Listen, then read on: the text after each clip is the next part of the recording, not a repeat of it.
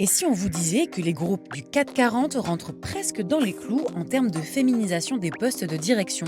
D'après une étude publiée ce lundi par l'Observatoire Schema de la féminisation des entreprises, les instances dirigeantes des sociétés du CAC 40 étaient composées de près de 29% de femmes en 2025, soit 9,5 points de plus qu'en 2021. C'est la conséquence directe de la loi Rixin, promulguée en décembre 2021 et qui impose à partir de mars 2026 un quota de femmes de 30% au poste de direction des entreprises de plus de 1000 salariés, avec à terme un objectif de 40% dès mars 2029.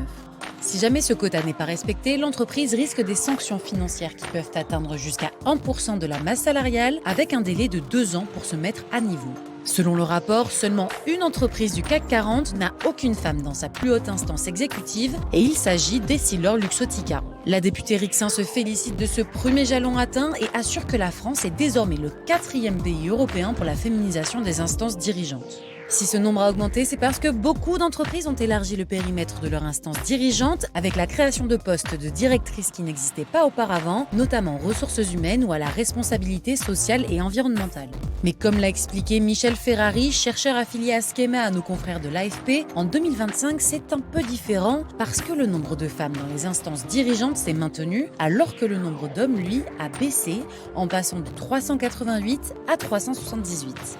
Pour lui, ce sont les entreprises qui ont à peine plus de 1000 employés qui pourraient avoir du mal à atteindre le quota de 30%, une inquiétude partagée par le patron du MEDEF, Patrick Martin, qui alertait déjà en janvier 2025 sur la difficulté de recruter des femmes, notamment dans des secteurs dits genrés, comme l'automobile, l'industrie ou le bâtiment. Mais le chemin reste long. Toujours selon l'étude de Schema Business School, les femmes ne représentaient en 2025 que 7,5% des 80 postes de président ou directeur général des entreprises du CAC 40.